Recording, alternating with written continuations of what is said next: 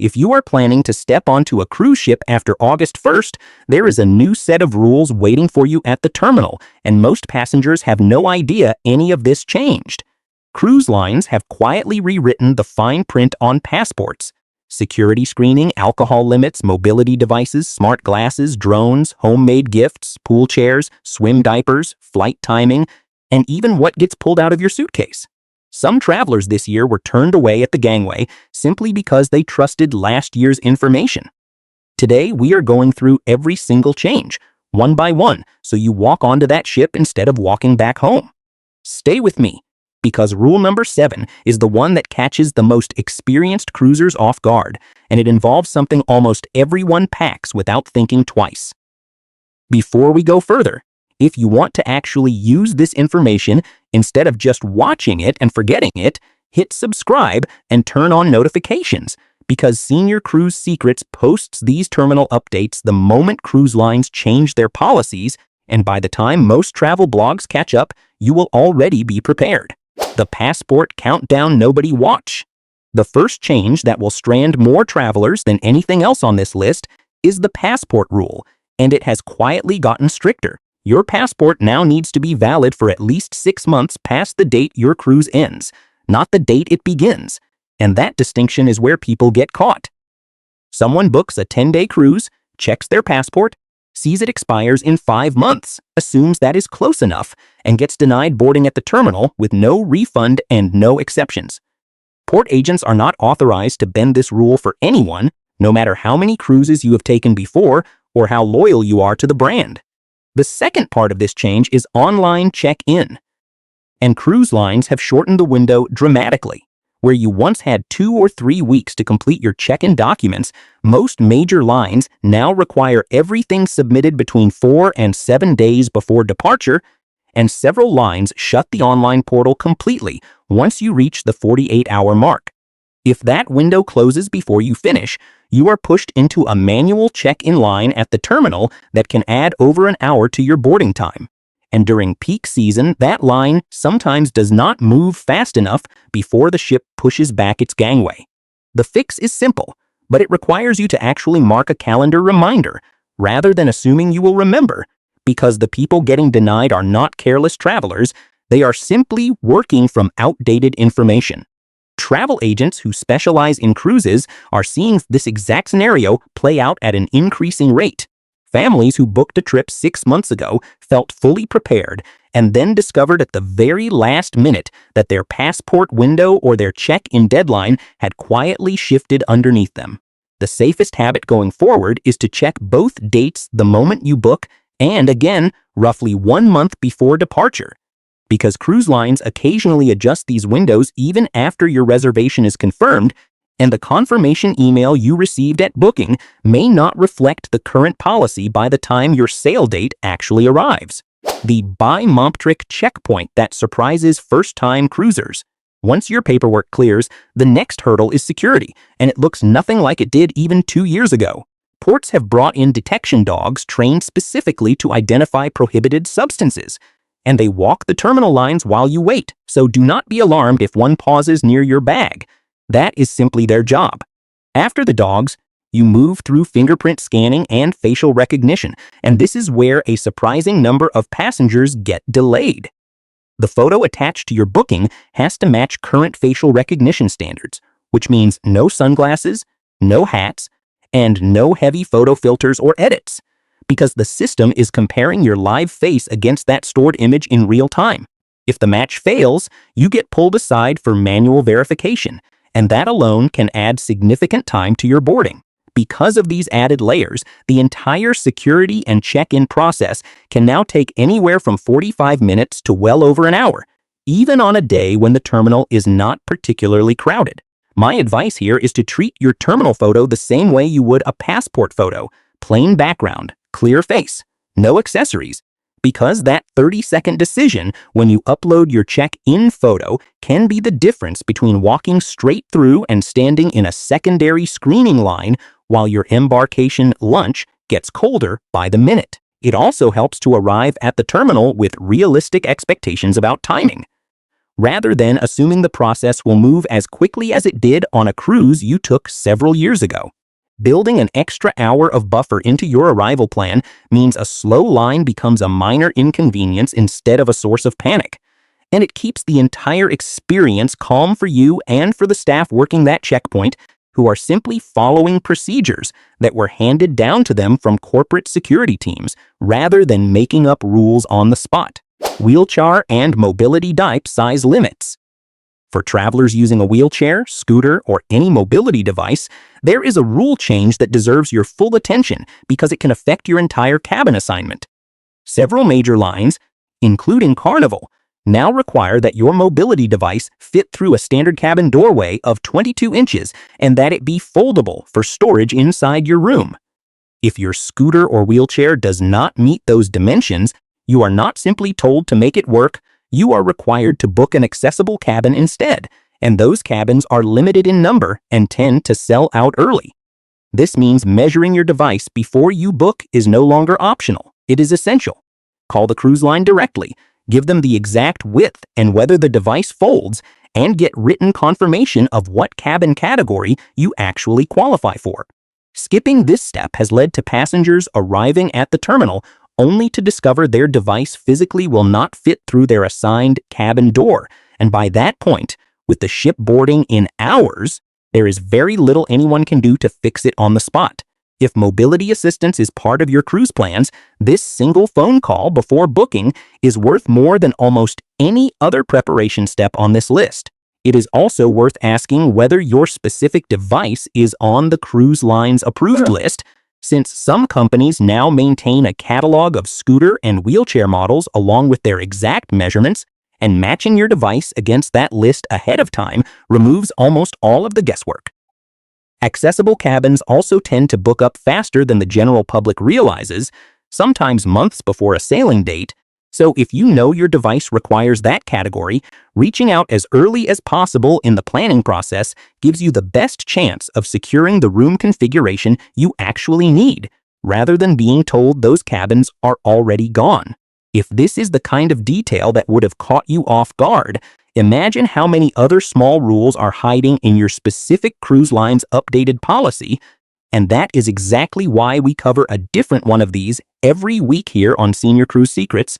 So if you have not already, subscribe now so you never board unprepared again, and let us keep going.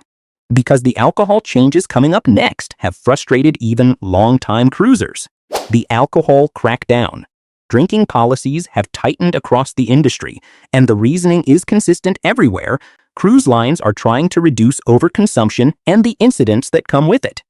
Disney is a clear example, cutting the allowance from what used to be one bottle of wine or champagne per person at every port to now just a single bottle total for the entire voyage, and that bottle must be 750 milliliters. If you were used to bringing a bottle home from each port stop, that habit is no longer permitted, and crew members are checking more carefully than before. Drink package policies have also changed in a way that affects pacing rather than total volume. The waiting period between ordering drinks through an all-inclusive package has been extended from 5 minutes to 10 minutes, and bartenders are no longer permitted to serve double shots or combine 2 drink orders into one to get around that wait time. For some passengers, this feels restrictive, but the intent is to slow down consumption across a long cruise day rather than concentrate it into a short window. If you are planning a cruise around a drink package, budget your expectations around this slower pace, rather than assuming you can order the way you did on a previous trip, because the crew is enforcing this consistently now, not just when a supervisor happens to be watching. Bar staff have mentioned that guests are sometimes frustrated in the moment, but most come around once they understand the policy is designed to keep everyone safer for the length of a multi-day voyage, especially on ships where hundreds of passengers are gathered around the same pool deck under a hot sun for hours at a time. If you bring your own bottle on board, be prepared to show it at the gangway rather than packing it deep inside checked luggage, since crew members are now checking these bottles at the point of boarding rather than waiting to discover them later in the cruise. Smart glasses are being pulled from public areas. Here is a rule that catches tech-savvy travelers completely by surprise.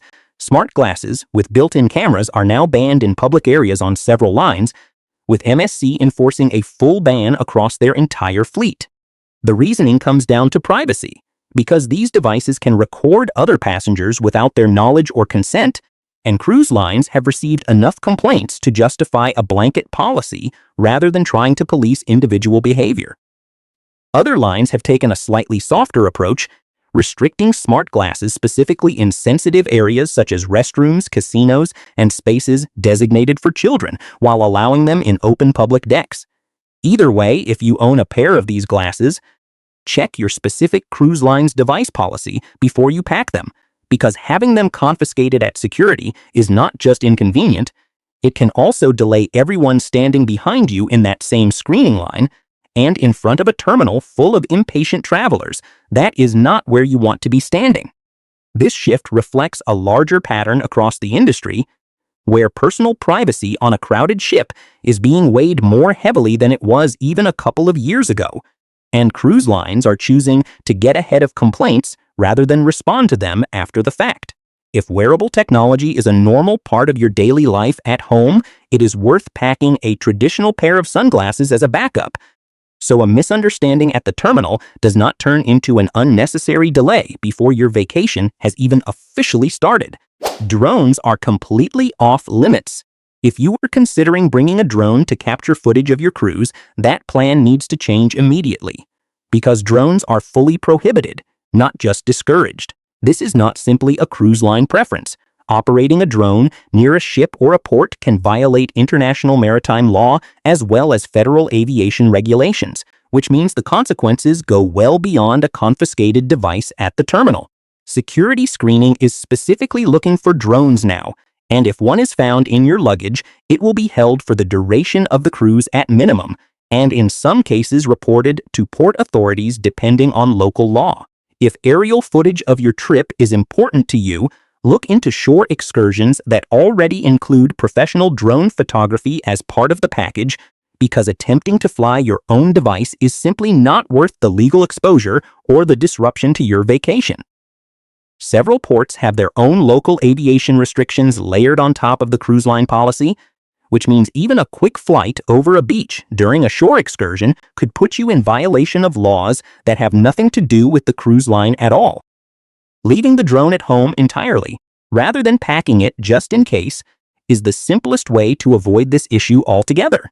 Homemade gifts for crew are no longer XD'd. Many longtime cruisers have a tradition of bringing homemade treats for their favorite crew members as a thank you gesture, and unfortunately that tradition is being phased out across the industry. Homemade baked goods and other homemade food items are now prohibited due to food safety regulations, since cruise lines cannot verify the ingredients, preparation conditions, or allergen risks of something made in a passenger's home kitchen. This is not the crew being ungrateful. It is a liability and health regulation issue that lines are enforcing more strictly than in previous years. The good news is that store-bought, factory-sealed snacks are still completely acceptable. So if you want to show appreciation to your cabin steward or your favorite waiter, bring a sealed bag of their favorite treat from the grocery store instead, and it will be received just as warmly without putting the crew member or the ship at risk. The pool chair rule that finally has teeth. Chair hogging has been a source of frustration on cruise ships for decades, and cruise lines are finally cracking down in a way that actually gets enforced. Staff are now actively monitoring pool deck chairs, and if a chair sits empty with only a towel or personal item marking it for somewhere between 1 and 2 hours, crew members will remove those items and open the chair up for someone else to use. This means the old strategy of claiming a chair at 7 in the morning and disappearing until noon simply does not work anymore. If you want to secure a good spot by the pool, the practical approach now is to actually use the space you claim, or accept that it may be reassigned while you are away. And honestly, for the majority of passengers who have been trying to find a seat during peak pool hours, this change has been a welcome one rather than a frustrating one. Crew members enforcing this policy typically leave a notice on the chair rather than discarding personal items outright, so if you return and find your towel moved to a nearby table, that is simply the system working as intended, rather than a mistake or an act of carelessness on the staff's part. Arriving a little earlier in the morning or being flexible about which section of the pool deck you sit in will serve you far better than trying to outlast the new enforcement schedule. Swim diapers are banned across every major line. For travelers bringing along young grandchildren or great-grandchildren, this rule is worth knowing even if it does not affect you directly, because it can affect your travel companions. Every major cruise line has implemented an absolute ban on swim diapers in the pool, regardless of brand or absorbency claims, and this is strictly a hygiene and water sanitation issue that applies fleet-wide with no exceptions. If a young child in your travel party is not fully potty trained, they simply will not be permitted in the main pools, though most ships do offer a designated splash area or kiddie pool with separate rules that may accommodate younger children differently. Knowing this ahead of time saves an uncomfortable conversation at the pool deck and lets you plan alternative activities for the little ones in your group before you even step on the ship. Flight booking timing for cruise line air programs. If you booked your flights through your cruise line's own air program, such as the one offered by Norwegian Cruise Line, there is a timing requirement that has become stricter. You are now required to arrive in your departure city at least one full day before your cruise begins, and this is not a suggestion. It is a program requirement tied to how the airline partnership is structured. The reasoning is straightforward. Cruise lines want a buffer in case of flight delays or cancellations, so that a weather issue or mechanical delay on your flight does not cause you to miss the ship entirely. While this does mean an extra hotel night and an extra day of expenses, it also means significantly less risk of missing embarkation altogether, and for travelers who have experienced the stress of a delayed flight on cruise day, this buffer is genuinely worth the added cost and the added planning. Luggage scanning and what gets confiscated now. The final major change involves luggage screening technology, and it has become noticeably more advanced and more thorough than in previous years. Bags are now scanned with equipment capable of identifying prohibited items with far greater precision, which means things that may have slipped through in past years are now being caught consistently. Items commonly confiscated at the terminal include clothing irons, garment steamers, extension cords, and power strips that lack surge protection, multi-tool knives, and camping equipment such as portable stoves or fuel canisters. Many passengers pack these items out of habit, not realizing the policy has changed, and lose them right at the terminal with no opportunity to ship them home. Before you pack for your next cruise, it is worth pulling up your specific cruise line's current prohibited items list rather than relying on memory from a previous trip, because these lists are updated more frequently now than they used to be, and what was allowed even a year ago may not be allowed today. A helpful habit is to check that list within a week of your sailing rather than months in advance, since even a small revision between the time you pack and the time you actually board can catch you off guard at the terminal. Passengers who travel with medical equipment, cooking devices for dietary needs, or specialized electronics should also confirm those specific items in writing with the cruise line ahead of time, because a quick email exchange before departure day is far less stressful than an argument with a security officer while a long line of passengers waits behind you. Every one of these 12 changes represents something a cruise line updated recently, often without much public announcement. And that is exactly why so many experienced travelers are getting caught off guard at terminals this year despite having cruised dozens of times before. The travelers who avoid these problems are not the ones who cruise the most. They are the ones who stay informed before they pack their bags. If this video helped you catch even one thing you did not already know, do 3 things before you close this app. Subscribe to Senior Cruise Secrets so you catch every update the moment it happens. Tap the like button so more travelers your age can find this information before their own cruise day arrives.